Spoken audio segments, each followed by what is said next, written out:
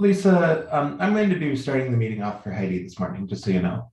Oh, sounds good. Thank you, Jordan. I appreciate it. And actually, when 9 o'clock hits, we are ready to go. Great, thank you. Or 10 o'clock, I guess. Sorry. Great, thanks. Thanks, Jordan.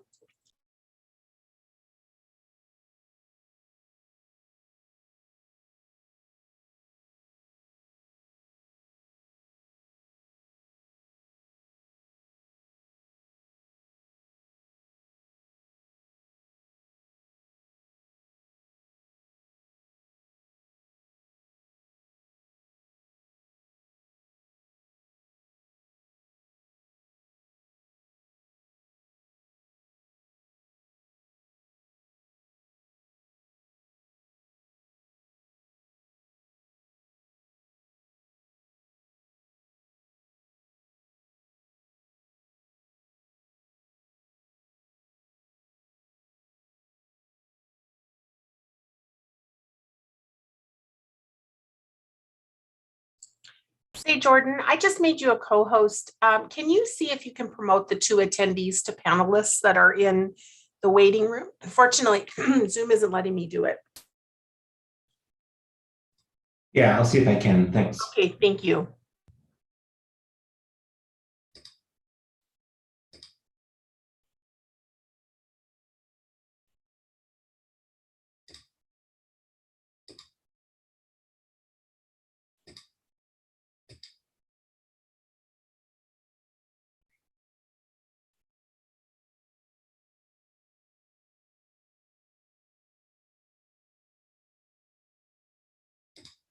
It let me do one of them, but not both for some reason. So I'll see if I can try again in a moment. This is bizarre. I'll try again too.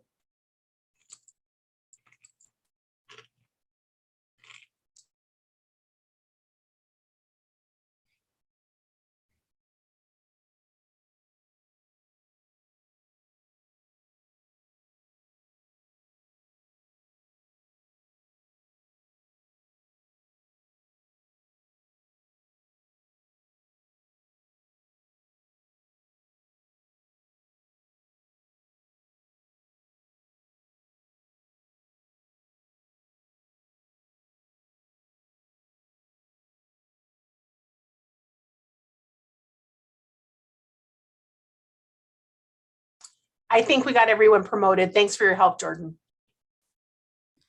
Great, thanks. Thanks, Lisa. Okay, we can go ahead and call the Administration and Finance Committee to order. I'm going to be standing in for Heidi West, at least for the beginning of the meeting. So we can go ahead and get started. We continue to meet virtually, and there's information on how to join the live meeting in Zoom up on the screen here.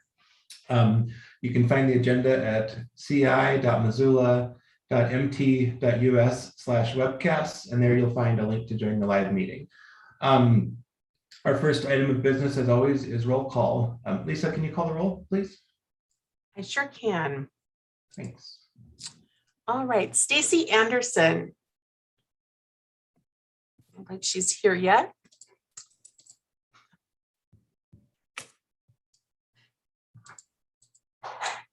Okay, and I will just let everybody know eScribe is having a moment again today that we're trying to work through with the tech people. So I thank you in advance for your patience.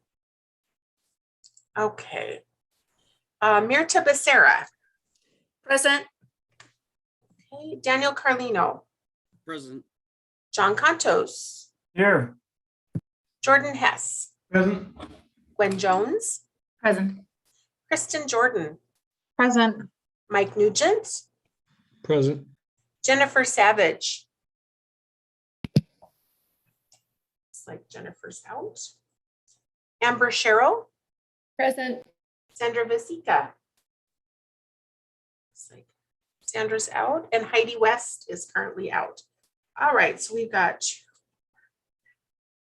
8 in attendance and 4 currently absent. Great, thank you. So we do have a quorum, and then we have minutes from the January 26th meeting. Are there any changes to those minutes? Seeing none, those will be approved. Is there any public comment on items not listed on our agenda? Okay, seeing none, we have a full agenda today, and we'll take, without objection, we'll take the items in the order listed, and we'll start off with item 3.1, which is a National Institutes of Health grant agreement with the Confederated Salish and Kootenai tribes. And we have Karen Gazzotti here to present the item. Karen? Thanks, Jordan. Yeah, I'm Karen Gasvoda. I'm a city grants administrator with community development. And this is a request for you to approve a National Institute of Health grant administration agreement and authorize the mayor to sign the agreement with the Confederated Salish and Kootenai Tribes Department of Education. This is a year 3 of a 5-year $1.3 million grant received in 2019 and awarded additional funding in 2021. The award funds the LINK project, a hub for health science, learning, healthy living, and STEM role model engagement. The city retains all fiscal and reporting responsibilities associated with this grant. However, these grants have no financial implications for the city budget and do not affect city funds. The entire project is funded by the National Institute of Health. Thanks. Okay, thanks, Karen. Amber? I think this is a great thing and we need to continue it, and I'd be happy to make the recommended motion. Thanks, the motion is in order. Is there discussion or questions? Any public comment? Okay, we can have a roll call vote on the motion. All right. Mirta Becerra, Yes. Daniel Carlino, Yes. John Contos, Yes. Jordan Hess, Yes. Gwen Jones, Yes. Kristen Jordan, Yes. Mike Nugent, Yes. Amber Sherrill, Yes. and Heidi West. Oops, she's not here. Sorry about that. This is what happens when you have to do this by hand. All right, so that's unanimous for all in attendance. Thank you. Great, thank you. So the motion passes and we can put that on the consent agenda. Just looking at the attendees and the agenda, I assume that most people are here for the federal building item. John, can you confirm that? And would you like us to take that item up next? Holy moly. Okay, maybe we're not ready to do that. Yeah, I'm more than welcome. I'm more than glad to go ahead, Jordan, if you'd like Oh, me to. okay.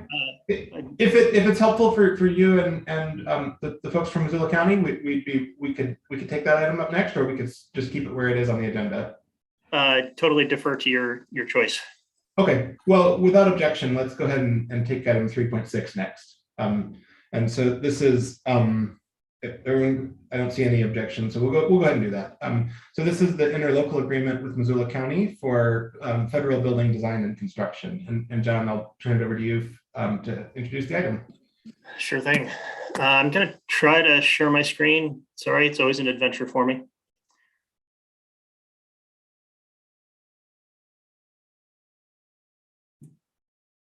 Are you seeing my? You know, I'm not seeing the content yet, but it does say, oh, there it just came through. All right, well, I already closed out. Let me try again.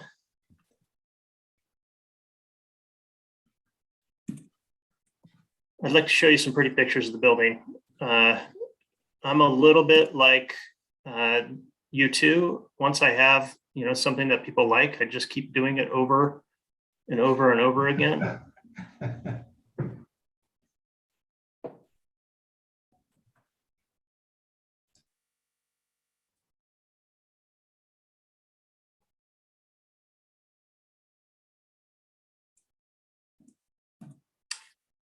And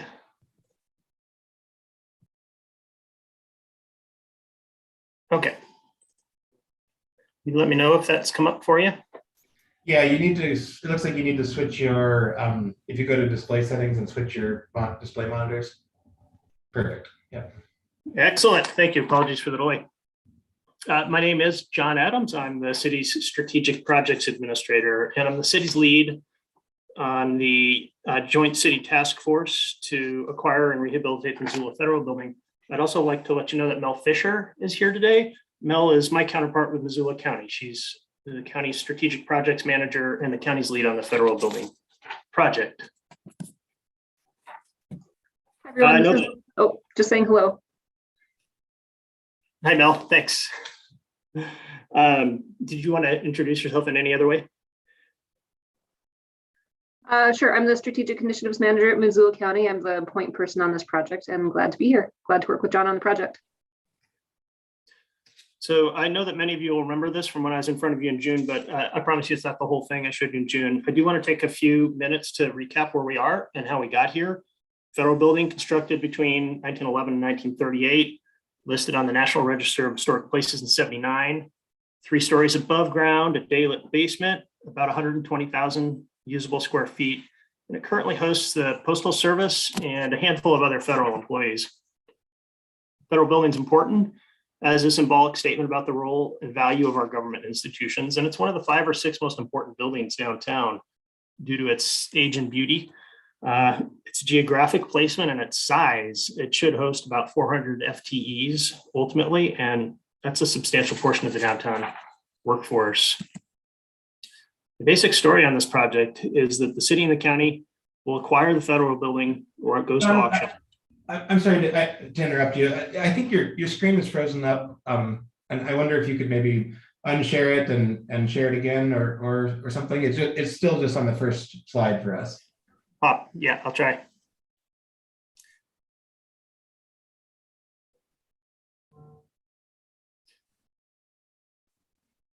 All right, are you seeing? Now it looks like we're on the acquisition slide, but we're seeing your notes again. My apologies.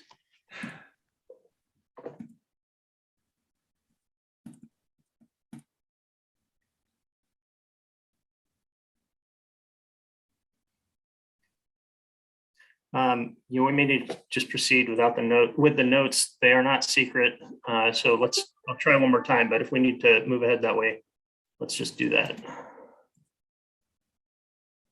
does make me look a little less spontaneous, I have to admit, if I show my notes.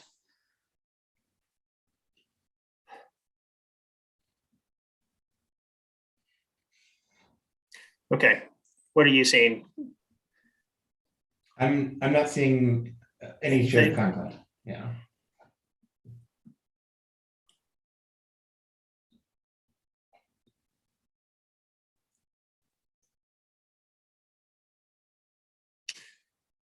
All right, how about now? Okay, now it's just a slide. Perfect. Right. And what happens if I? There, yep, the slide advanced. Excellent.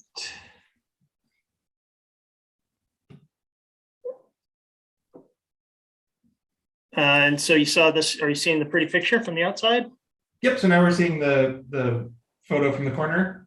Okay, there you go. Yep. All right, so I was just going to give you the basic story here. The city and the county will acquire the federal building or it goes to auction.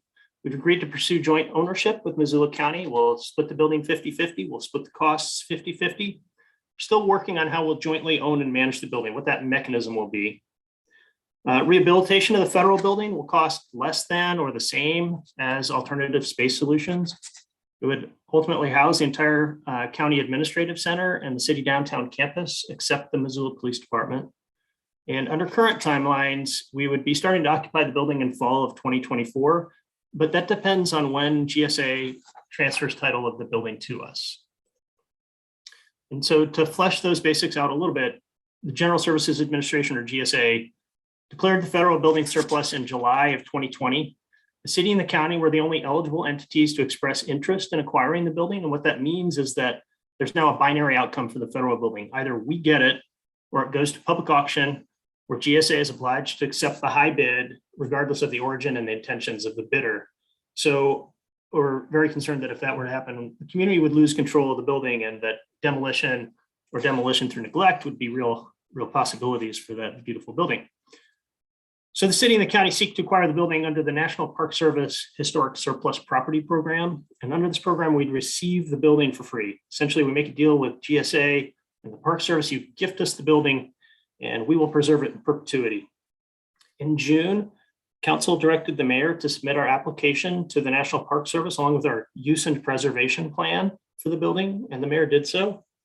In January, the Park Service told us that they've approved our application and plan, and now we're waiting for formal word from GSA promising the building to us and spelling out the timing of that fee title transfer.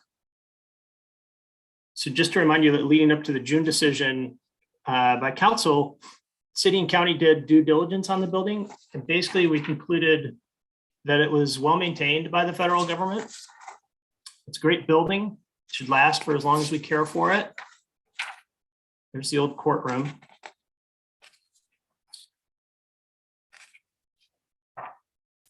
The urban legend, but it's a long way from being able to house a functioning local government. It's going to need new HVAC, data, lighting and electrical, ADA entrances, ADA bathrooms, security controls, courtrooms, council and BCC hearing room without all these columns. There's a lot to do to the envelope, and the basic building systems need to be replaced. We'll need corridors and public service desks and offices. We'll need modest but better finishes. It'll need a new roof sometime in the next 10 years. We want to look at solar when we did that. That has to interact with the historic preservation. And we need to do some structural work, like address water infiltration in the basement and hundreds of thousands of dollars of asbestos abatement. So it's good, it's great, but it still needs quite a bit of work. John, do you want to take questions as we go, or do you want to wait till the end? Either way, what would you prefer? Let's go ahead and take a few now. It looks like Kristen Jordan has a question. Kristen, go ahead. Thank you. Thank you, John. I just wanted to find out a little bit more about which courtrooms are going to be housed in the federal building. I haven't heard anything about that. Thank you. Yeah, we'd like to house, we anticipate needing a 4th municipal court within the next few years. And so we anticipate putting all 4 municipal courts in the federal building. We want to vacate city, well, we probably want to vacate City Hall. I want to leave a little caveat there. We haven't really decided what will happen City Hall. It's going to take a community process and thinking about the Missoula Police Department and its needs as well. So it's a little bit complicated, but we intend to get everybody else out of City Hall for sure, including the courts. Okay, Daniel? I couldn't find this in the agreement, but I was just curious what portion of the building is the city paying compared to the county? We assume a 50-50 split, but it's going to vary in actuality. And so that's one of the things that the interlocal is designed to help us sort out as we go.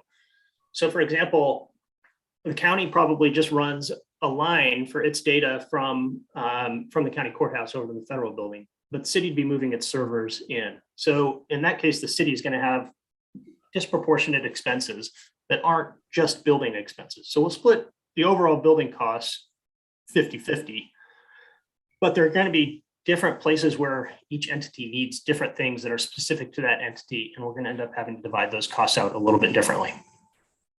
It's going to take some negotiation and navigation, but we've managed to do it so far with all the due diligence, and we don't think it'll be a problem. Thanks, John. We can go ahead and proceed with the rest of the presentation. So I was just going to remind you that, what we talked about in June, as you can see on this slide, the city's population has nearly tripled since City Hall was built. And in a little over a decade, it will have doubled since City Hall's last expansion. So as the city increases in population and extent, the demand for government services also increases. We have more building permit requests, more streets to plow, more need for social services, and more people in court. So it's no surprise that we need more employees and more space to provide public service to a city of 75,000 than we do to a city of 30,000 or 43,000. So at this point, doing nothing is not an option. We've outgrown City Hall. We have some alternatives to pick from, but there isn't an option that doesn't require additional space and additional money. So in June, we'd had A&E Design help us ballpark the cost of some of the alternatives that we saw available to us. And you can see here that the estimated cost of those options, that either building new or expanding City Hall are the most expensive options. That both the ad hoc leasing alternative and the federal building alternative clock in at approximately $20 million in costs through 2034. But ad hoc leasing means we're sinking money, our facility money, into rent payments instead of preservation of the federal building. It means we won't do sustainability investments, and it means we're stuck investing in a City Hall that is outdated and within eyesight of the end of its life. So that all led to Council's decision to apply to the National Park Service. We did that. We seem to be close to the finish line there. So with National Park Service approval of our application and the use and preservation plan and GSA approval pending, it's time to start designing the building's rehabilitation. So the federal building team is submitting for council and Board of County Commissioners consideration an interlocal agreement that would govern design and construction activities on the building. That interlocal is modeled on the agreement that the city and county used to govern the development of the Fort Missoula Regional Park. And it creates essentially a two-tiered structure where you have two small teams, each of which has equal representation from both entities. And the first team will deal with day-to-day management of the project, working directly with the design team, coordinating planning with staff and outside entities, picking the grout color, and making sure the trains are running on time. And so that would be people like myself and County Project Lead Mel. And the second team will be the chief administrative officers and other high-ranking staff who will generally ensure that day-to-day management doesn't lose track of larger goals and fiscal realities, and will approve the most consequential and expensive choices that we'll make. The interlocal will designate the county as the contracting agent for the project. So for example, this is the way we did things with due diligence. When an invoice comes in, the management team reviews and approves the invoice, and then the allocation of expenses between city and county. The default is that everything's split 50-50, but if we have things that are for one entity or the other, they get split out. County pays the contractor, and then the county invoices the city for its share. The default assumption, again, is 50-50, but we tried to work within the reality that in some instances, one entity will need or want extra help from specific contractors or to make particular design choices that only affect that entity. And we'll need to allow for that. We're trying to navigate the healthy tension between shared overall choices and costs, arching over individual choices and costs, and giving the building a unified design while allowing the city and the county both to have autonomy within their own spaces. Those spaces which, honestly could shift from time to time, right? Like you can imagine that at some point the county needs less or the city needs less, and we do some trading, change pro rata cost for O&M.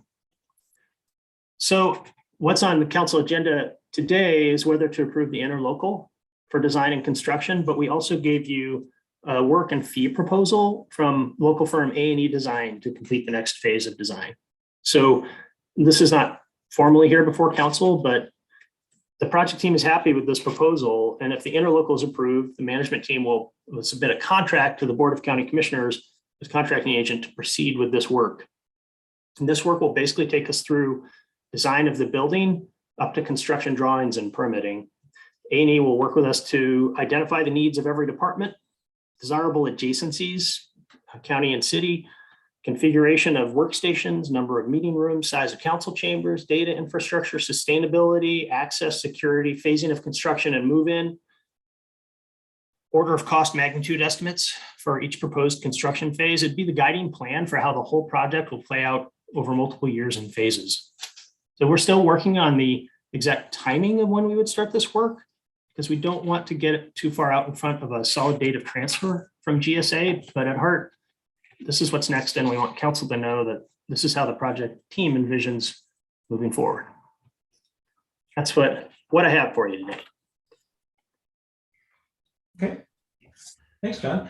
I've got a couple of folks queued up. I've got Amber first and then Gwen. Yeah, thanks, John. This is great. I'm excited about the opportunity to preserve this building. I'll also be excited, I know we're not there yet, but just to see as we go forward, kind of what energy conservation measures we're able to take in this building as we do the build out and the design process. I'm not asking that question yet. I just always want to kind of keep plugging at that's really important and that we have an opportunity there. So I guess I have two questions, if that's okay. The first one is, with the county being the contracting agent, how does that change what comes before council? How does that change how the city, what does that mean, I guess, really? What it means is that contracts won't come before you. So essentially, it doesn't mean anything else practically, except that, A&E, the A&E contract would typically come to city council for approval because it's greater than $25,000. In this case, the city staff and the county staff will have agreed, CAOs will have agreed that A&E is good. This is a good cost proposal. And once the project team decides that, it would go to BCC for final approval. Great, thank you. And Jordan may have one more question. Yeah, go ahead, Amber. And again, I'm looking forward, so I realize you can't answer this fully right now, but as we look at what we're going to do with City Hall, assuming this all goes forward as expected, I guess, what would the process look like, the public envisioning process? I mean, that would give us an opportunity, I'm assuming, to owning the ground to either sell it at a premium and, fund some affordable housing or put affordable housing there, or like, can you just talk about what that process will be going forward? And I know we're a little bit out from this, but. Yeah, we're too far out for me to really tell you what the process will be, except that we know we will need one. And the first thing that we need to do is we need to look at Missoula Police Department facilities. So they are super out of space, and City Hall, on the one hand, could potentially be a space to host MPD and or other law enforcement agencies, or maybe it's not the right spot. Maybe we want to redevelop it, and maybe we want to sell it and pay for the federal building. There's kind of a lot of possibilities on the table. I don't think we're particularly close, especially given that if you imagine that, assume that GSA gives us the building in the fall, and everything goes according to timeline, and we're in 2 years. We still just have a long way before we have to figure out what the disposition of the building will be. So I think it's premature, but yeah, all those things are going to be on the table, and it's going to take a lot of community and council input to figure out what to do with it. Thank you. Thanks. Gwen? Great. Thanks, John, for a great presentation. I did have a couple of questions. The first was just more of a technical question with the interlocal. I think you touched on it, but I just wanted to focus on it a little bit. And that is, there's going to be within this building, there'll be different sections for the county, different sections for the city, et cetera. But then there's also going to be overlapping areas, public areas, as well as, and Ryan Applegate, you need to mute yourself. I'll just tell them that, as well as areas that are multi-use, both city and county. So I was thinking of chambers, for example, and in terms of the split on cost or the cost share of that is contemplated in the interlocal, how those areas will be addressed. Yeah, I mean, we assume that all the joint spaces would be, the cost for filling those out would be split 50-50. So essentially you can imagine there are going to be costs like the envelope and the roof that are obviously just joint expenses. And then there are going to be a lot of other things like building out the basic structure of the building that we would also think of as a 50-50 split. And included in that would be those joint spaces. I think really where you're going to start to see a split is where there are very specific needs, like the servers for the city will require some pretty particular infrastructure. And then also, we do want to allow for some autonomy and some ways to visually signify that, and just different choices by the different entities. And so I think that will come mostly at later stages of design when you're figuring out, exactly what it looks like at development services desk or something like that, as opposed to at these early stages when we're figuring out exactly how the building will get done. Great. Makes sense. Yeah, thanks for that. And I knew you guys were pondering all of this. I just wanted to kind of discuss a little bit further. And Jordan, I had a second comment / question. Okay, go ahead. Thanks. The other thing, it's kind of a plug, honestly, is I am just hoping that the architects and this team, as this project goes forward, are contemplating best practices for gender neutral bathrooms. We have an opportunity here to do it and do it right. And I think all across America, there are different models that are being created, and I think some work well, some could be better. So is that on your radar? We're going to have bathrooms, so let's do really good gender neutral bathrooms that work for everybody. Just want to put that out there. Yeah, 100%. We need a city hall and county administrative headquarters that work for all of our people. Need to be accessible, need to be fair. Bathrooms are going to be a challenge, but also one that we just have to solve. Just the challenge, just because when the building was designed, you'd put one bathroom for each gender on each floor. It's absurd. It won't work. So we're going to have our work cut out for us, but we need to do it. Thank you. Thanks, Mirta. Thank you, John. This is super. And I guess my question is along the same lines as Ms. Jones. In ensuring that, this building works for everyone, I'm wondering if daycare on site has been contemplated as something to be provided for city and county employees, or is that not part of the equation right now? It's a great question. And I remember that you asked it in June as well. And I appreciate it. So I guess what I would say is we haven't started on that kind of detailed programming stuff. We started with a general vision of what we'd like to see in the building so that we can figure out whether we could fit generally the city and the county in. But the next step is going to be a bunch of detailed interviews with different staff. And I envision also talking with the public about how the building is best used, how it interacts with the streetscape. There's going to be a lot of things that we have to put into that, what the architects call the programming phase. And that's where we'll really flesh out all those things. There's going to be trade-offs, of course. So daycare is on the radar because you raised it in June. Somebody else suggested a gym recently. I find that I just can't believe that. I would be surprised if we have room for that. But locker rooms so that people can commute with active transportation or showers, like things like that are things that we will inevitably run into space trade-offs that will be challenging to navigate. And there will be things that will drop off that we would love to have, but we're not at that phase yet. We're just not, like, that will come out of the programming. We'll figure out all the things that we'd like to do, and then we'll have to figure out what we can do. That's on the radar though. Very quick follow-up, George. Go ahead, Mirta. Yeah, I really appreciate that, John. I think that there's been many researches done about what are the main issues that we're grappling with here in Missoula, and right along with housing is daycare availability. And I think especially for our city and county employees, being able to retain their employment is linked to affordability of housing and availability of daycare. There aren't that many daycare facilities in downtown.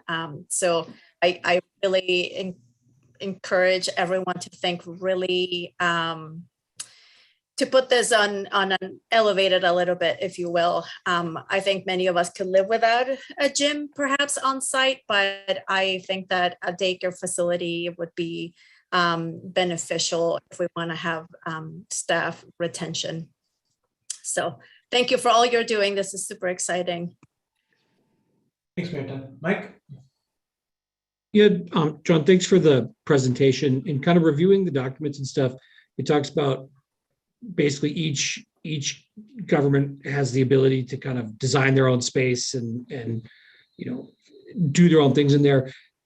Since stuff has to go to the Board of County Commissioners and not the council for kind of final contract approval, would that mean that if the city wanted to renovate, that the commissioners ultimately have to agree to pay that bill and then we pay the county, or is that just in the construction process? So we'll ultimately have a different mechanism. We'll create a new entity that expresses that joint city and county ownership. It's kind of next on our, there's a lot of things that are next on our list. It's one of the things that's next on our list is to develop that entity, and we'll need to develop governance for that will be similar to the interlocal agreement, where you're going to have joint representation, right? And you're also going to have to navigate that autonomy between the two different, allowing each entity autonomy. So we just haven't gotten that far for O&M, for operations and maintenance and future rehabilitation. Presumably you have some kind of board that governs the building itself and that has joint representation, but I can't tell you for sure because we just haven't got that far. Okay. Then I do have another question on a slightly different topic. What are the common spaces you envision? Councilwoman Jones mentioned chambers and things like that. What are the shared spaces that are envisioned? Well, again, we're not too far down that road, but you can imagine things like locker rooms, bathrooms. There might be shared meeting spaces. There might be shared staff spaces like small kitchenette or break rooms, things like that. Certainly council chambers and BCC hearing room. We're only going to have the chance to build one space with enough volume for those big public hearings. So that for sure. Those are the things that come to mind. I'm probably not thinking of enough, but yeah, I apologize. Other things are not coming to mind, but I suspect we'll find more as we go into the programming. Thanks, John. And Mary Ann, do you want to weigh in on that as well? Thank you, Mr. Chairman. Yeah, and John's right. Those are certainly shared spaces, and there will be others. You know, I think one of the things we're looking at is effective service to the public. So think common entry, common reception, and ability to take care of both transactions involving city and county simultaneously at that reception area, and as our responsibilities as local governments evolve, there will likely be additional opportunities not only to share space, but probably to share program and create some of that interaction. So, for example, when I think about our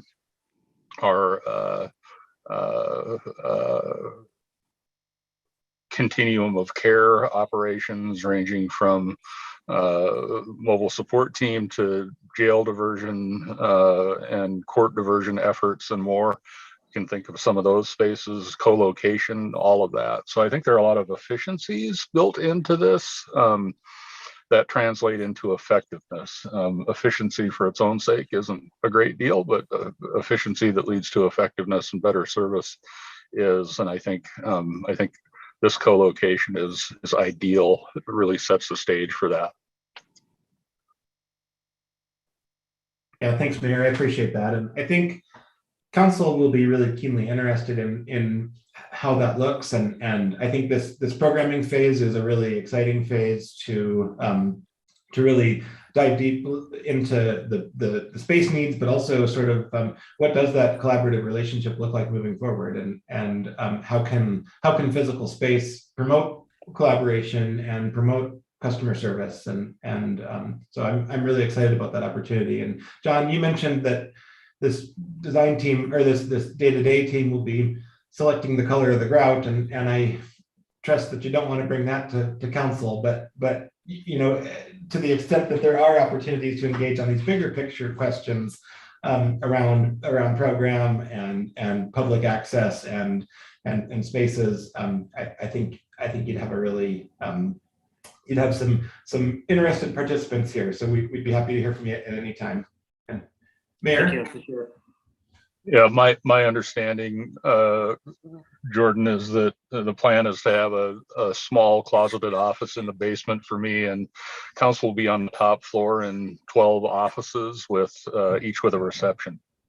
I think I saw your potential office when I toured this building, and it's got some water intrusion, as I understand it. But all right. Well, are there additional questions on this item at this point? This is an action item, so we need a motion to approve the interlocal agreement. Amber? I'd be happy to make that motion. Thanks. That motion is in order. Any additional council comment or public comment? Okay, seeing none, a note for the record that Ms. Anderson and Ms. West have joined us, and we can have a roll call vote. All right. Stacy Anderson, Yes. Mirta Becerra, Yes. Daniel Carlino, Yes. John Contos, Yes. Jordan Hess, Yes. Gwen Jones, Yes. Kristen Jordan, Yes. Mike Nugent, Yes. Jennifer, Amber Sherrill, Yes. and Heidi West. Yes.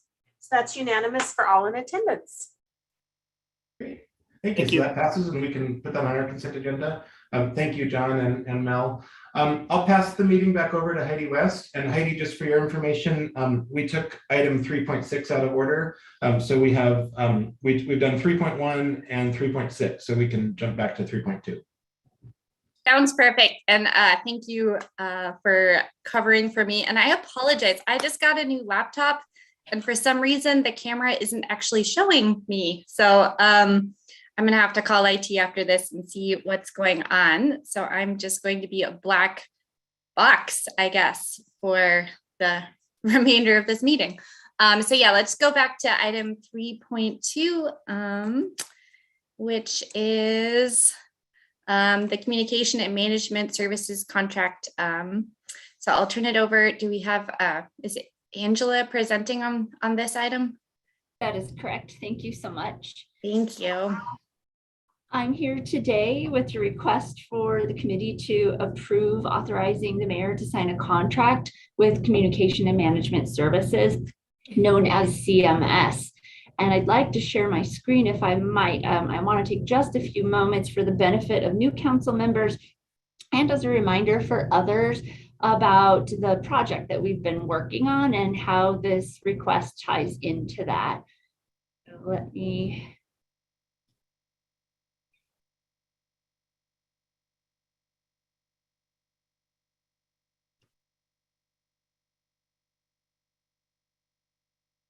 Are you able to see? No, it does not look like it's showing yet. I apologize.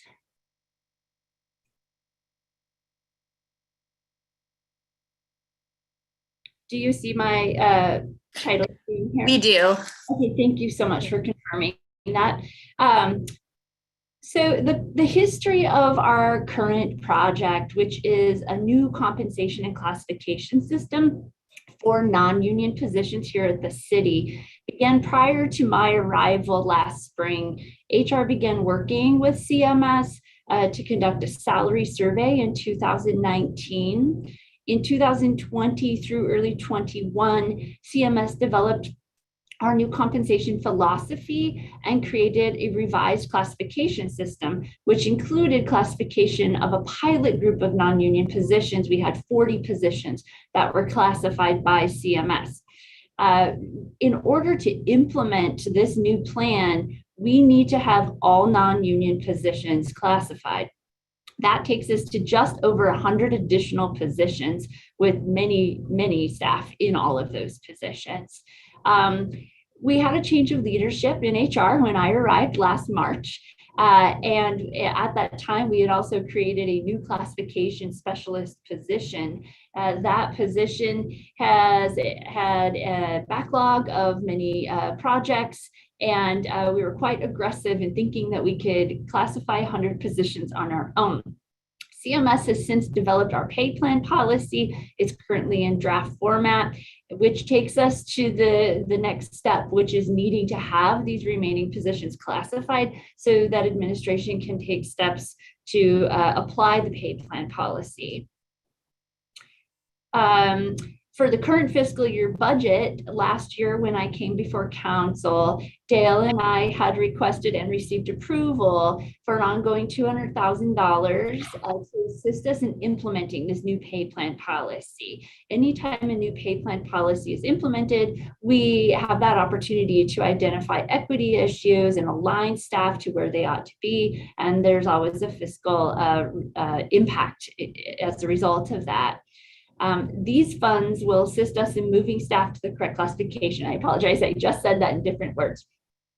The challenge that we're running against is HR cannot equitably implement the new pay plan policy without all of these non-union positions being reviewed and placed under the new classification system.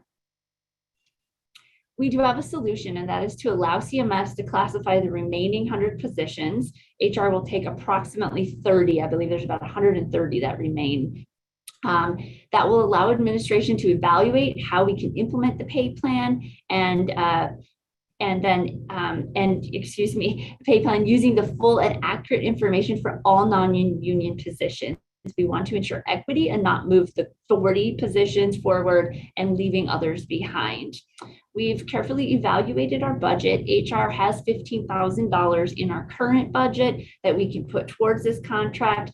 The remaining $18,000 would come from the approved $200,000 that was approved for implementing the new pay plan policy. So there is not a budget amendment that is being requested today. I'm simply here to request that council approve and authorize the mayor to sign a contract with CMS for classification of non-union positions, and that contract is a total of $33,000. Thank you for your presentation, Angela. Does anyone have a question about this item? I don't see any hands being raised, so I guess we need a motion. Mike? I would make the motion as presented. All right, and then I don't see, I guess we'll take public comment, but I don't see anyone raising their hands from the public either. So let's go ahead and take a vote on this item. Right. Stacey Anderson. Yes. Mirta Becerra. Yes. Daniel Carlino. Yes. John Contos. Yes. Jordan Hess. Yes. Gwen Jones. Yes. Kristen Jordan. Yes. Mike Nugent. Yes. Amber Sherrill. Yes. And Heidi West. Yes. So that's unanimous for all in attendance. All right, so our next item is a new appointment to the Affordable Resident Oversight Committee. So I know both Emily and Aubrey are in attendance. So is one of you going to, whichever one of you wants to speak to it, please go ahead. And then, yeah. And I think Gwen, I see Gwen's hand up. Gwen, you want to go first? Yeah, I can introduce it and staff is here to answer questions. So okay, perfect. Thank you. Thank you. Right. So our Affordable Housing Trust Fund Oversight Committee is a robust working committee, and we did 35 interviews last spring, 9 months ago, with a subcommittee to fill that committee up at the very beginning. So I just wanted to go through a little bit of this history so that new people on council had it in front of them. Like I said, we did 35 interviews, lots of interest expressed in this committee. The people on the subcommittee were Mirta Becerra, Julie Merritt, myself, and County Commissioner Josh Slotnick. And we went through, interviewed lots of amazing people in Missoula, and basically didn't rank them per se, but put them in groupings based on tiers for priority to put onto this committee, which if you read through the bylaws, it's actually a bit complicated. There are different categories of people with different backgrounds and work experience that we want on the committee, as well as diversity in many respects. So it's not just putting people on a committee, it's a bit of a puzzle to put together. We've had 2 resignations for different reasons. One was last fall, and that was a mayoral applicant. So the mayor nominated a new person to sit on the committee. And then we had a second resignation in the last few weeks, and that is a city council appointment. So that's why it has come to us in this format. And I had to go back and read through the bylaws and read what we actually had modified the bylaws in November or December. I had forgotten because too much stuff flies past us. And procedurally, we actually are following our procedure based on that recent change late in 2021 to simply pull the next person from the next tier that works best to honor all of the diversity and different categories in the puzzle that is this committee. So based on that and the recommendation of Emily Harris Shears and her staff, and we touched base also with County Commissioner Josh Slotnick, the name that we're putting forward today is Emily Schenkel. And I hope you had a chance to read her application. As I read it, I remembered interviewing her. And frankly, she just brings a lot to the table. I wanted to highlight that. She has a BA in sociology. And as part of that, she focused a lot on people who are unhoused and poverty and housing in general, and actually took a class at the Poverello Center where they focused on those issues. I love that. But then she went on to get her MPA and Master's in Public Administration and focused on poverty alleviation policy, again, with a focus on housing. So I remembered her background. She brought some amazing things to the table, and I'm sad as I am to lose someone off of the committee. I'm also thrilled to be able to get Emily onto the committee. We will be, now that the committee is full, we will be doing annual interviews where we do not have to have 9 or 10 people, but instead they have staggered terms. So in 3 to 4 months or so, we will be interviewing for another 3 or 4 slots. And my understanding is that Emily, as an alternate, this is an alternate position, she will re-interview at that point. So Emily Harris Shears, did you have anything else to add? And Merta, also, you had been on the subcommittee. Anything I didn't capture there that you think we should highlight? I think you covered it great, but I'll just add that the provision to take the next recommended member is only within the first year of their appointment. And then after that, we would, if there was an opening, we would open it and do a full recruitment. Thanks. Thank you. Awesome. Thank you for that great context. This is a really big lift to get this committee up and running and going. And I think this way of doing it is very respectful of everybody's time, because it is a time commitment to have to re-interview for the same position. Within a year. So I think this is a great way of doing it. Amber had her hand up first, and then we'll do Mirta after that. Yeah, thanks, Heidi. I think this is a great way of doing it as well, because we just had to re-interview someone in another committee that we would have probably just brought up had that been in our bylaws. Anyway, I'm curious, because people's situations change. I mean, we've double in the bylaws, or what's the process we're going through with making sure that they're still interested in serving, and just may speak to that. I like the system though, because it does seem crazy to continue to interview people in such a short period of time. Emily, can you answer if she's been contacted about this position? Yes, she's been contacted and she's interested. Awesome, thank you. And all right, just, Mirta. Oh, sorry. No, I'm good. Okay, Mirta. Thank you. Yeah, as Amber was saying, I too really I'm grateful that the bylaws that we have and the process had the foresight to have a system in place where we could quickly pivot and replace any people leaving the committee we're all humans and we have reasons for, participating, but also for not being able to anymore. So I think it's great to have this system where we can tap into that really fantastic pool of applicants that we had. I went through my notes, and I think Emily Schenkel will bring a really great set of skills to that working group. So, thank you, Emily, for staying interested in participating in this committee. And thank you to our staff for quickly bringing this to our attention so that this committee can continue to do all the great work that they're doing in the community. So thanks.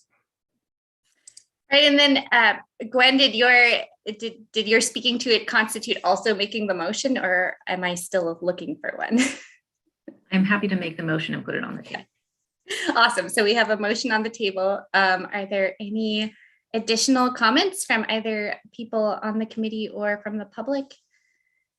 I don't see any hands exploding upwards. So let's go ahead and have a vote on this item. All right. Mirta Becerra. Yes. Daniel Carlino. Yes. John Contos. Yes. Jordan Hess. Yes. Gwen Jones. Yes. Kristen Jordan.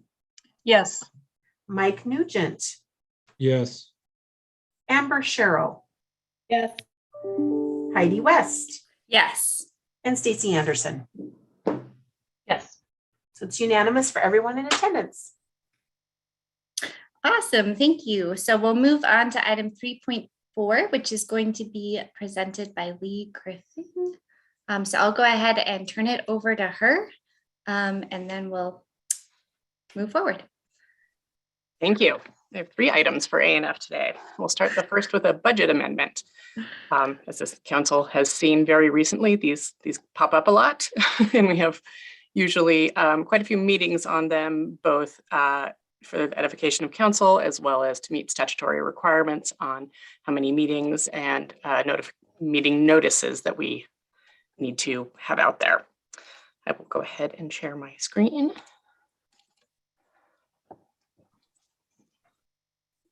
Use that. So these budget amendments are for FY22. The ones that were just approved by City Council on Monday night were to conclude the FY21 budget and audit. These are our second quarter FY22 budget amendments, and we have quite a few in here, and that's for a variety of reasons.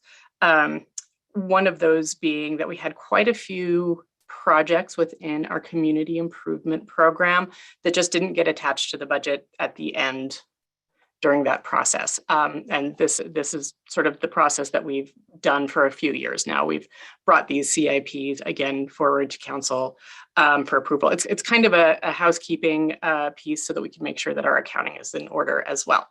But other items come up because, for example, we have quite a few examples in here of funding that has been received or obtained after the budget has been amended. An example here would be our first line, HIDA grant funds. These are federal grant funds for the High Intensity Drug Task Association for the police department. They've received these grant funds year in and year out, but they didn't have them in hand during the budget process, subsequently have received, and now you see them in our budget amendments. CPDI is adding an additional permit engineering tech. Now, you may recall that a few months back, we had increased some of their permit fees, and they subsequently are seeing a good increase in revenues, as well as an increase in their workload. So those existing revenues will pay for this position. Housing is receiving an NIH grant. Then, as we hit line 4, we jump into those CIP items that I mentioned previously. And I also want both for council, new council, and the public's understanding to know that if you go to the city website, you can navigate to the FY22 adopted budget, and there's quite a bit of information in here if folks would like to understand more of the detail behind pieces. We leave all of the documents that are presented to council during the budget process up on our website so that everybody can find this information. And there's just a long list of items. It's usually by department and request. And something will have the acronym CIP next to it if it's part of that community improvement program. So all of those that are listed in our budget amendments also can be found on this page. With that being said, I'm going to kind of just scroll through these a bit quickly unless folks have some questions. Another item to note for budget amendments is that we always have to show what revenue source is covering any increase in expenditures. And those are these two columns on the left, the revenue accounts or descriptions and the amounts.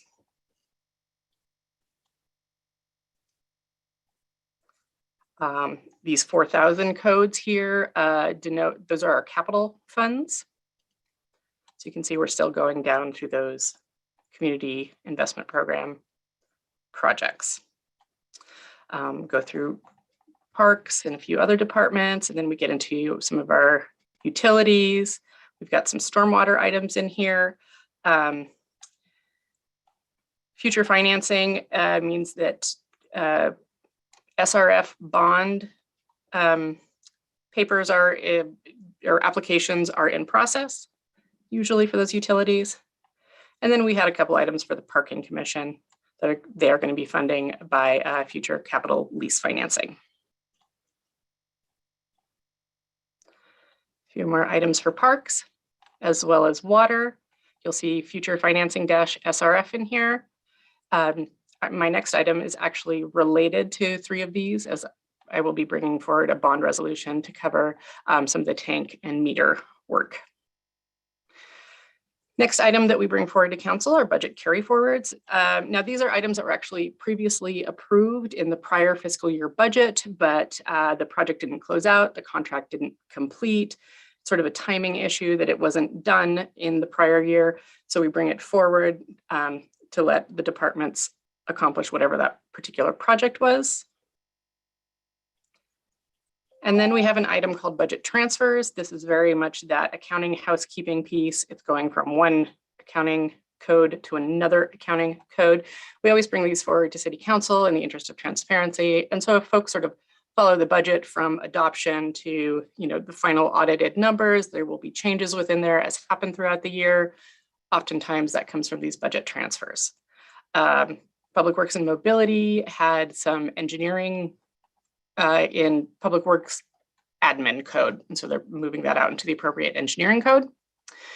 Then we have an amount that we put into non-departmental for, it's called salary reserve, but this is usually for the planned and non-union, some union increases that will happen to personnel throughout the year. But instead of attaching that to every single individual, since that's such a very moving target, we put it in non-departmental, call it salary reserve. And then as we're able to reconcile those by employee and department, we move them over to the respective department codes and funds.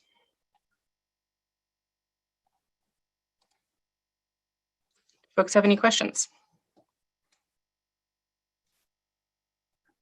I'm not seeing any hand. Oh, there's a hand. Hi, Stacy, go ahead and ask your question.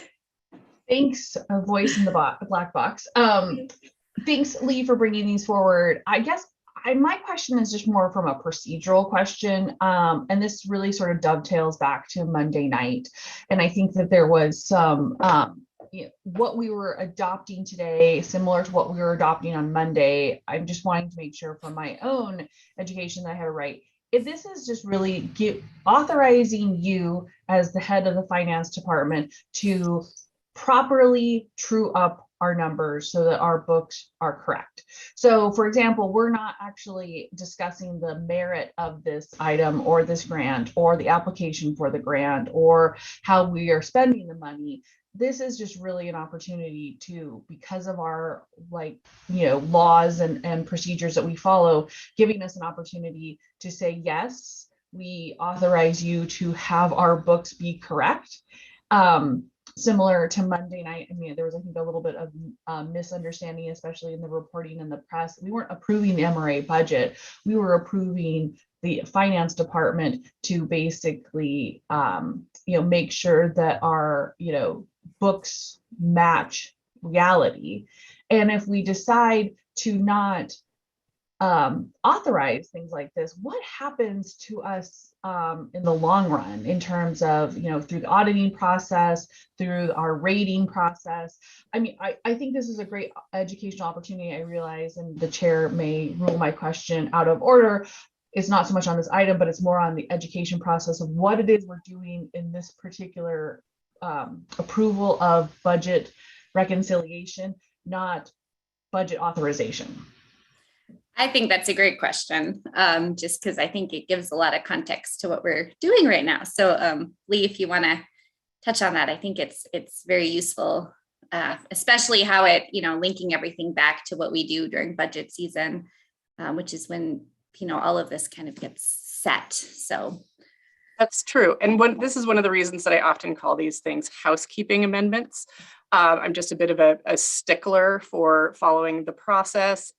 The budget is approved in a couple of fashions. One of the primary ones being a resolution that approves the budget at a certain dollar amount. So whenever those dollar amounts might change for whatever reason, and these are almost always items that have come before council in another fashion. Contract approval, for example, is a very common one that comes before council. A department will bring forward a contract, state, we want to enter into this contract. It's for this particular work. It's for this particular project. If it's in excess of $25,000, city council must approve that contract. Anything below $25,000 that is in their existing budget can be approved by the mayor. We have a full purchasing policy that runs through each of those levels. But if it's over, it comes to council, but it's not in their budget yet. It hasn't been added to that resolution dollar amount. So then I bring this forward in these budget amendments. So it's very sort of bureaucratic, checking the boxes pieces. There are a few items in budget amendments that are akin to something like new requests. An example would be the CPDI new staff member and covering their revenues. There was also the housing grant in there and spending that. I believe the grant actually did come before city council.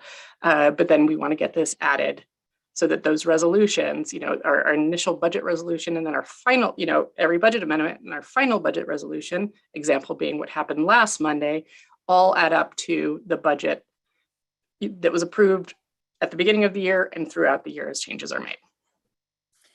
And I guess when you go through the auditing process, if we weren't to approve them somewhere along the way, it would just be messy and we could get dinged, correct? Yes, it would turn into an audit finding, which is published in those audit reports. If it was egregious, we would have, we could have the opinion from the auditors be negative, which would in turn impact our credit rating, which impacts our ability to bond and issue debt with favorable terms.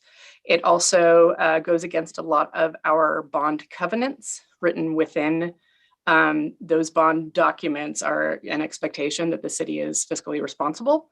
And so we could have bondholders calling us up and potentially wanting us to pay off those bonds ahead of plan. That's not terribly likely, but that's sort of the process of what can happen if these items are not approved by city council. Thank you. Kristen? Thank you. Thank you, Lee. I just had a quick question and I haven't had a chance to do any Google searching, but I'm wondering if there's a place where we can find out what each of the expenditure account codes and descriptions stand for. Yes, that is actually attached to the claims item with every city council agenda. We have a couple documents that are attached to those claims. I'm also happy to send that out as an email to city council today, just so folks have it for easy reference.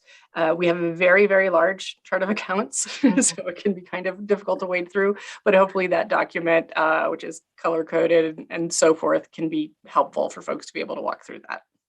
And please always ask me any questions. Thank you. Yeah, it can be challenging to cross-reference it when you have it, on two tabs. So yeah, it's a good idea to have it handy. All right, so I don't see any more questions. And I am still looking for a motion. Stacy. Thanks so much, Madam Chair. Happy to make the recommended motion to keep our books in line.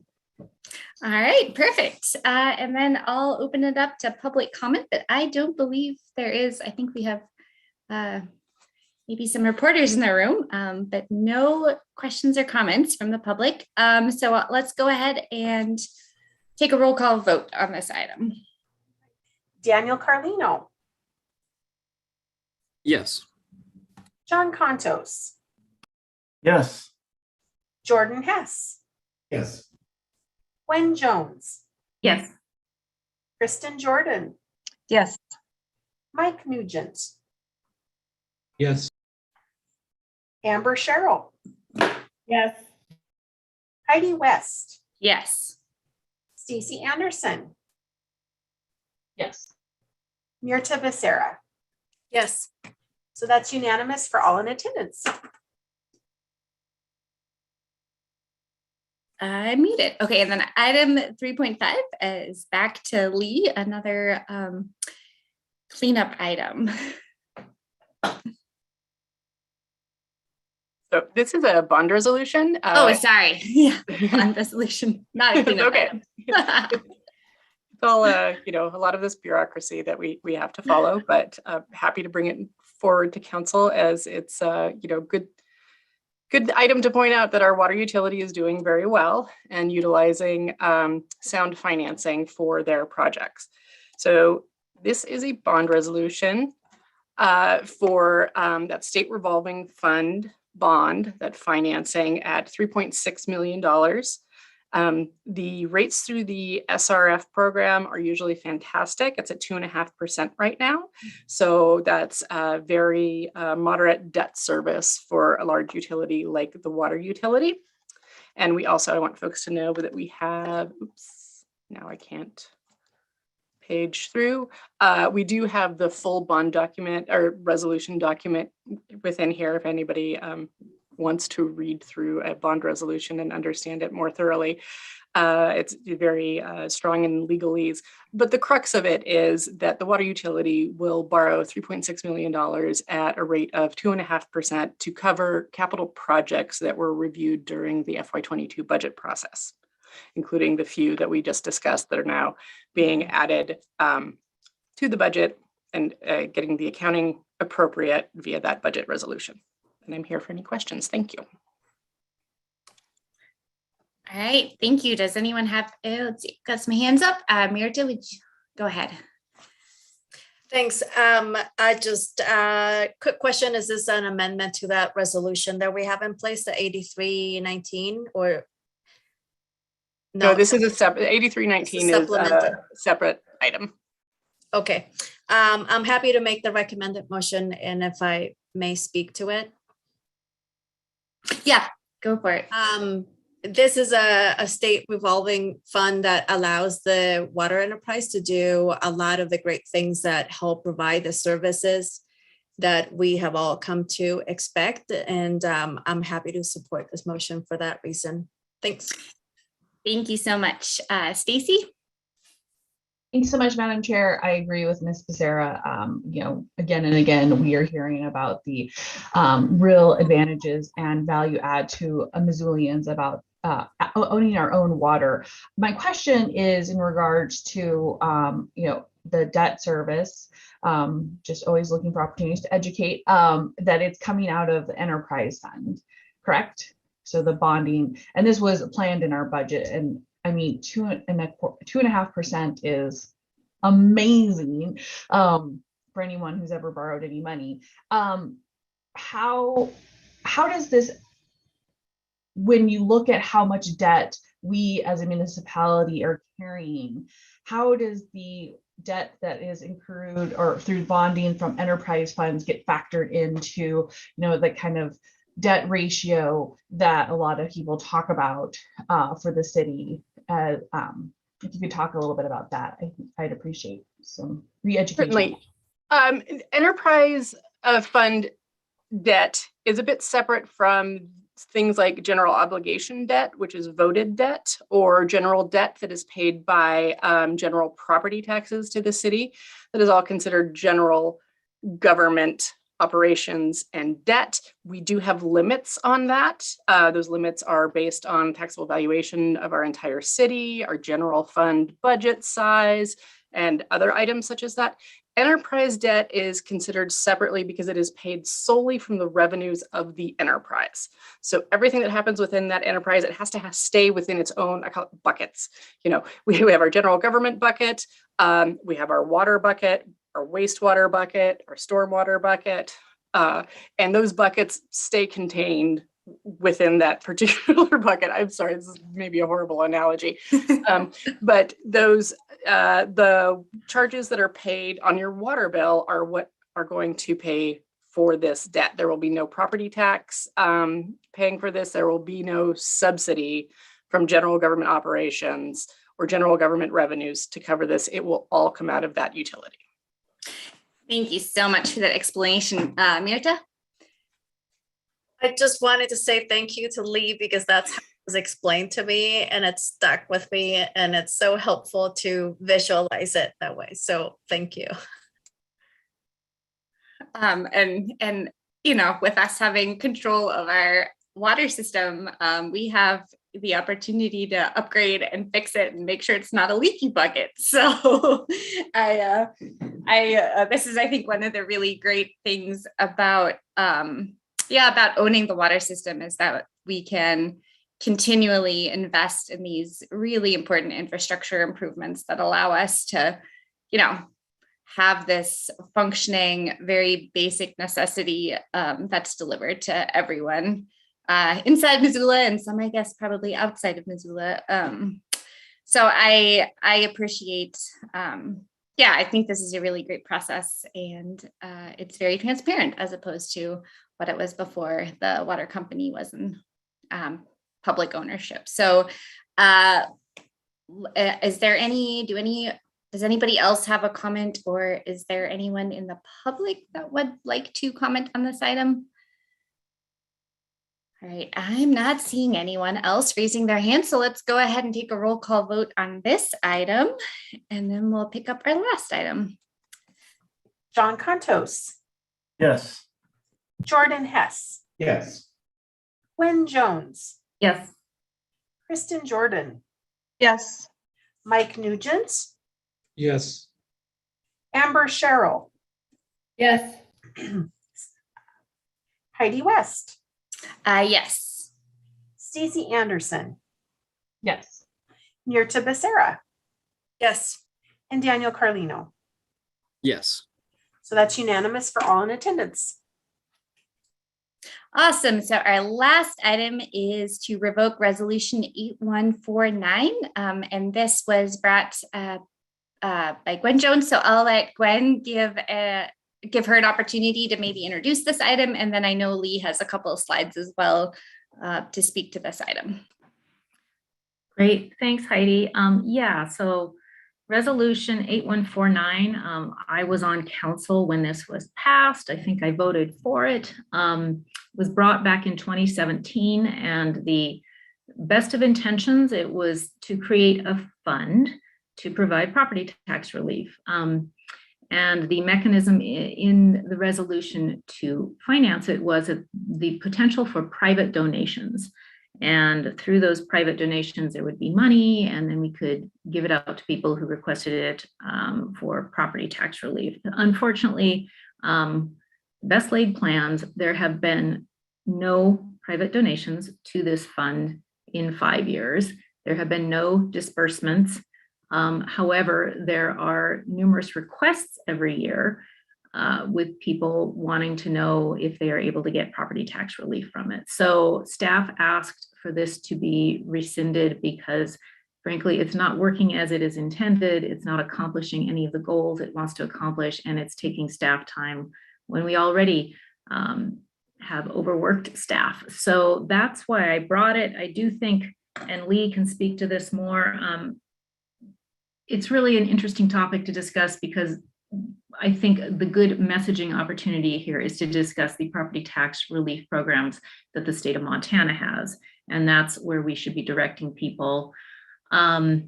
Also, it begs the question of tax reform, which I have talked about for the last 6 years, plus I've been on council. And until we have a more diverse tax base, we're going to have property tax issues. And I have talked to the legislature, I've talked to constituents about it. Until there is some thoughtful tax reform, we're on a bad trajectory. And I do not think that the initiative 121 that could potentially be on the ballot in November will help. It will cause a huge amount of problems. Happy to discuss that with anyone, but California passed their Prop 13 and they have spent decades dealing with the unintended consequences and mess that created. So that's really the bigger issue here. In the meantime, we have this procedural matter in front of us in terms of basically a resolution that's not getting the intended result. And Lee, I know you had a couple of slides. I did want to take this opportunity to really talk about where people should be applying for property tax relief. If you want to mention that. Yeah. All right, Lee, you want to share your slides? Yes. So this, my short deck here, covers everything that Gwen has mentioned here. We want to revoke this resolution that was passed in 2016. It was supposed to be funded by citizen corporate donations. We received none. The finance staff receive calls, quite a few calls on this every year. We do point people towards existing property tax relief options via the state. But nonetheless, it's very frustrating for citizens and of course for staff to be having to field those calls and not be able to help folks. The state website is really the place to go to look for these tax relief programs. And you can see from this slide that there are quite a few different tax relief programs. The really large one relating to property taxes is the Ptap program. And this is a program that applies to the first $200,000 of your primary residence market value. Income, marriage status come into play. Homes on agricultural or forest land, folks can apply for that as well. There are some limitations to qualify. You have to own or be under contract in your home. This has to be your primary residence for at least 7 months of the year. You have to have a 2020 federal adjusted gross income less than $23,385 for a single person, $31,181 for married or head of household. So I would also encourage folks to call the local or Helena office of the Department of Revenue to walk through some of those other items that are available for folks. And what the city of Missoula really has right now is, we've sort of pivoted because that fund was never actually funded. And what we have available for folks right now isn't really specifically property tax relief, but we have other programs in place, and we can also reference folks to other existing programs for a variety of housing and shelter resources. Our Affordable Housing Trust Fund does in fact receive donations from citizens and from the public. It is funded by the city and local partners. And that, again, isn't property tax relief, but is one of the ways we're trying to mitigate housing concerns in town.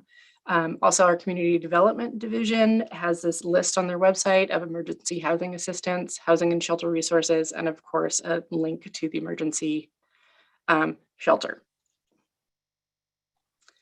And of course, we are requesting that Resolution 8149 be repealed. Thank you. All right, Amber. Yeah, thanks. Appreciate that explanation. I'm just curious, Lee, this is more just about the options for the state fund. So a household income is, if someone's on a fixed income, that would just apply. It would just be the same thing as far as that's the number. I think you said 23,000. And does that, so it's just a set number. It's not based on like how much your property taxes are and a percentage or anything like that. That seems a little bit like a better plan, but I'm just curious about it because I'm not super familiar with it. So it does, it is income-based, but it also only applies to the first $200,000 of a primary residence's market value. Market value also drives taxable value. And so that's one of the places where folks, at least in recent years, since the Department of Revenue has changed their valuation schedule, where folks are seeing some of those increases. Yeah, and I can speak to this a little bit. We actually qualified for this property tax assistance program for several years as homeowners here in Missoula, and it is I would say a bit outdated and inflexible and doesn't necessarily reflect the cost of housing across Montana. There's definitely communities that are even more unaffordable than ours, where it's probably even a worse match. And there have been some efforts to reform this to be something different, but it hasn't gone anywhere so far. So we're stuck with this the way it is right now, but it is what is in place for the time being. So Stacy. Thanks so much. Yeah, I agree with Gwen from the standpoint of, in 2016, this was a way for if folks wanted to, make a contribution, if a charitable contribution, we had no way to receive that. But really, so much of the property tax relief mechanisms, how property taxes are evaluated, the reevaluation schedule is all housed at the state level. And so yet we at the municipal level are the ones sort of closest to the ground, trying to figure out how to point people in the right direction and really tackle some of these larger issues with very little help from the state. And I agree, I have spent quite a bit of time talking with legislators about the need for fundamental tax reform. And I am happy to see that we, have adopted our Affordable Housing Trust Fund. We are making strides in that. We are addressing within the, decision-making box that we have, but it's really frustrating that we are sort of subject a lot of times to what happens and is dictated and decided in Helena. My request for Lee is I really appreciate the information presented today, and if it doesn't already exist on our website, to have it there. So if people are looking for avenues, obviously I think the first place someone would go would probably be the city of Missoula, because they're like, hey, I'm paying the city taxes, to direct them. It was a nice presentation of what it is that is available, and then possibly some links so that people have information at their disposal to go and apply for these various funds. Sounds great. All right, Sandra. Thanks. I'm having a little bit of issues with my video this morning, but first of all, I have to say I'm really uncomfortable with how a lot of folks on this council automatically blame the state level. I mean, at a local level, we really do need to rein in our spending, and that would help a lot of the property tax relief. But on a, my question is, with the Betty's Fund, how was this ever advertised to local businesses to donate to it, or did businesses know about it and did they just didn't want to participate, or what was the advertisement with this? Lee, do you know if there was any? I know it's on the city website. Both, you can find it as a, any kind of citizen, whether you want to donate or are looking for resources. Gwen, do you have an answer for this one? Yeah, I was just going to say, I know there were articles, there was press coverage, there was a lot of conversation around it in town, but I think it's just not the right tool. Okay, thank you. Sandra, did you have another question? Nope, that was everything. Thank you. All right, John. Yeah, my question was about the same. It just amazes me that not anything came in with the amount of wealthy people that we do have in this town. It just seems to me it wasn't properly advertised, or like you said, Gwen, just maybe the wrong tool. But I think there are a lot of generous people out there. Obviously, we're not able to hear this thing. Sorry to hear that. All right, and I think we're still looking for a motion. Or Gwen, did you make one originally? I don't think so. Jordan? I can make the motion just so you have one on Perfect, the floor. thank you. I wanted to ask about, I mean, I think the point on that John and Sandra make is a good one, that there are a lot of generous people in the community. And I wonder if there's opportunities to really leverage that. I know we just received our first private donation to the Affordable Housing Trust Fund. And are there ways that we can use this as an opportunity to talk about areas where private contributions to housing affordability would be most helpful, or I know there's United Way program around keeping people in their homes, or maybe Lee or anyone else could weigh in on what is the best way for people with that philanthropic interest to help out with housing affordability. Lee, you want to give it a go? Certainly. I mean, it's a very, very complex issue, but the Affordable Housing Trust Fund is a tool that has been set up and is, successfully funding and working on housing issues in Missoula right now.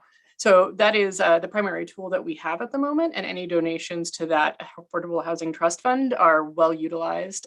As City Council is familiar with, there's an entire application and vetting process that any applicant goes through prior to those funds being utilized. So that is our strongest tool at the moment. Thank you. Let's see, I think Sandra's hand is up next, and then Mike. Thanks. So if we do revoke this, does that get rid of any opportunity for any citizen to donate to property tax relief?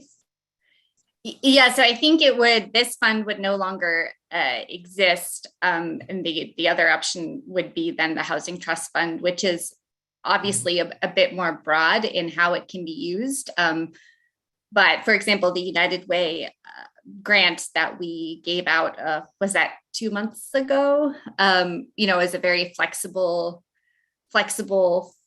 pot of money that they use in whatever way an applicant needs to stay in their home, stay housed. It wouldn't necessarily be, a homeowner, but it's just to keep people housed.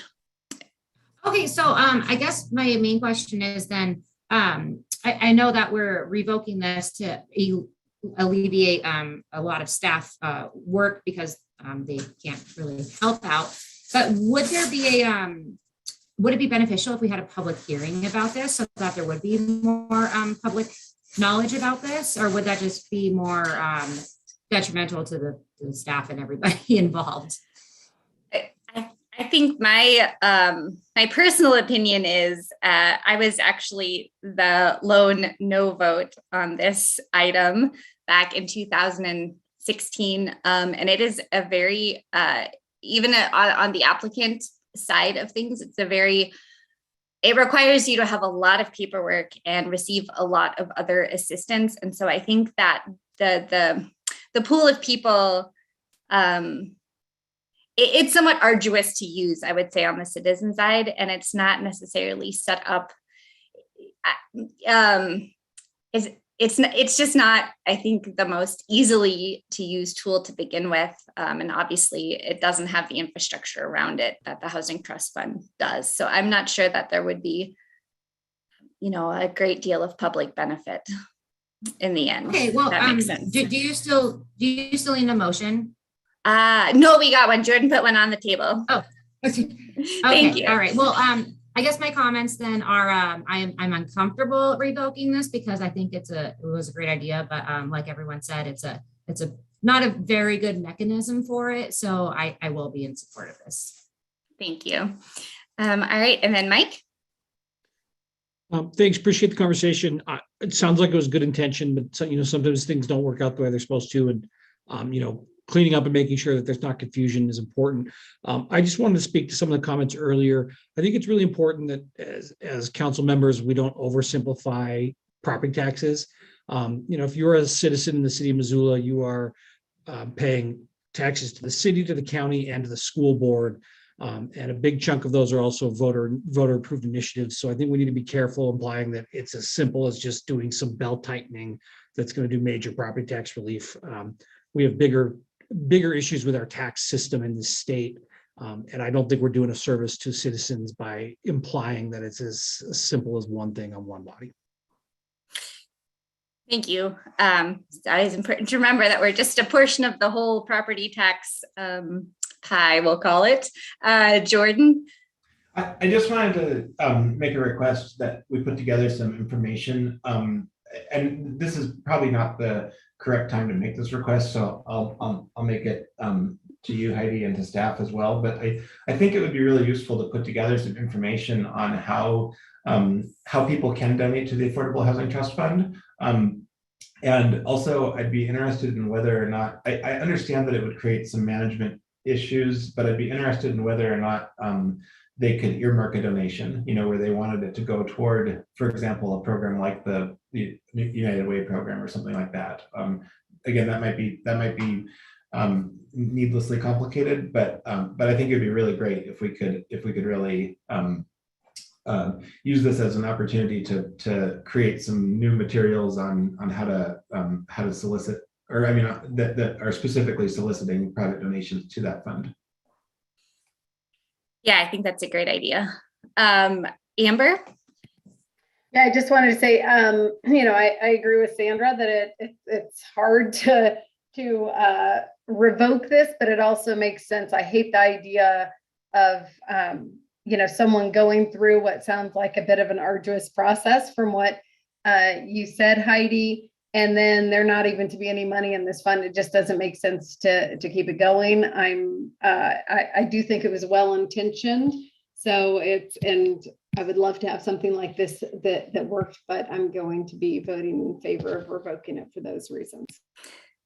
And Emily, I apologize. I didn't see your hand up earlier, so I'm not sure if you wanted to address a specific question that was asked, but go for it. Oh, I just raised it, but I just wanted to, I hope it's okay just to add a comment that we are working on those materials. They're underway now, and we're also exploring partnerships around the best way to receive and utilize donations, whether it's a partnership or direct to the city.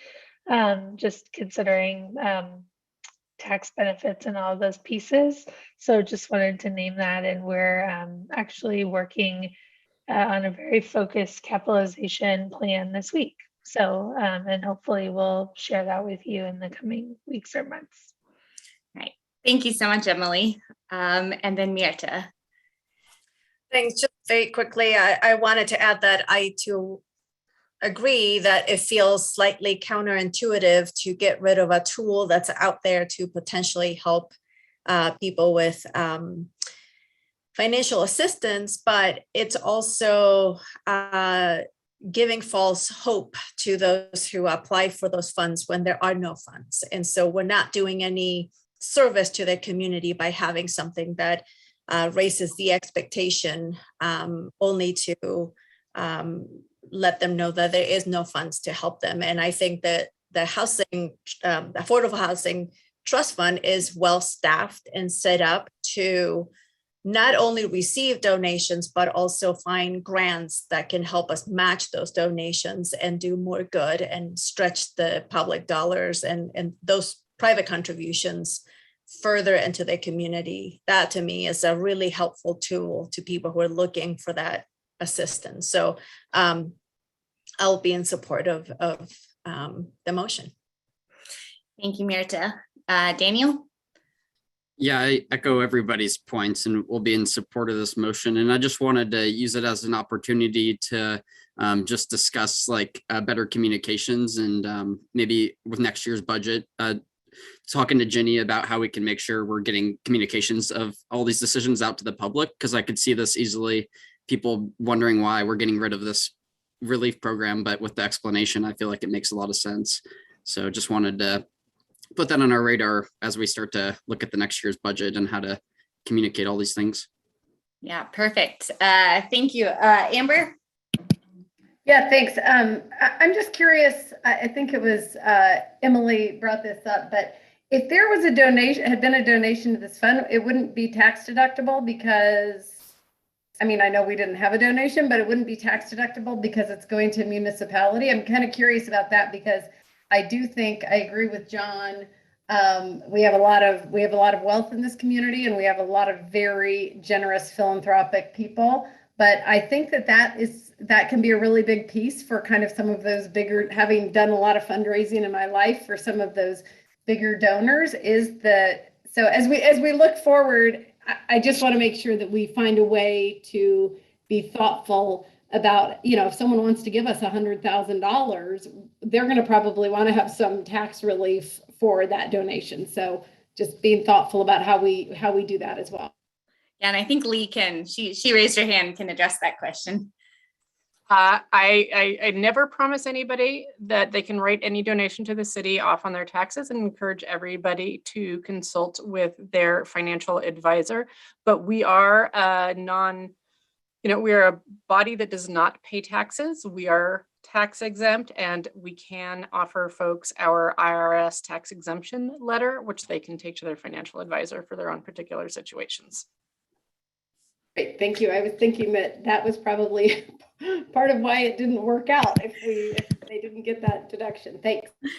All right, thank you so much. I just have a few comments myself. So like I said, I was the lone dissenting vote on this item. And at the time I knew what the process was, for example, to apply for energy assistance, where you have to take every single, pay stub and, all of these papers and get them photocopied. And it was just an incredibly long list of things that you already had to qualify for, and then also qualify for this fund, which made it feel like it wasn't going to be a very nimble tool that could help people quickly and when they really needed it. But I am glad that is actually not the reason that we're repealing it. I think the reason to repeal this is because in the meantime, our local environment has changed, and like our infrastructure has changed, and what staff we have and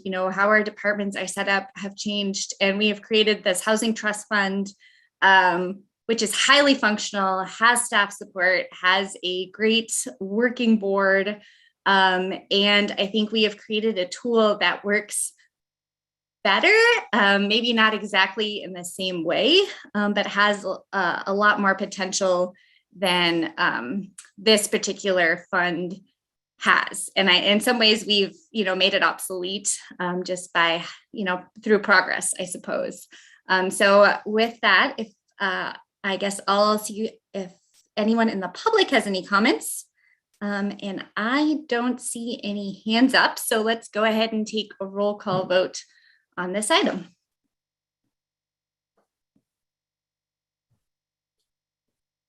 Jordan Hess. Yes. Gwen Jones. Yes. Kristen Jordan. Yes. Mike Nugent. Yes. Amber Sherrill. Yes. Sandra Vasika. Yes. Heidi West. Yes. Stacy Anderson. Yes. Nirta Becerra. Yes. Daniel Carlino. Yes. John Contos.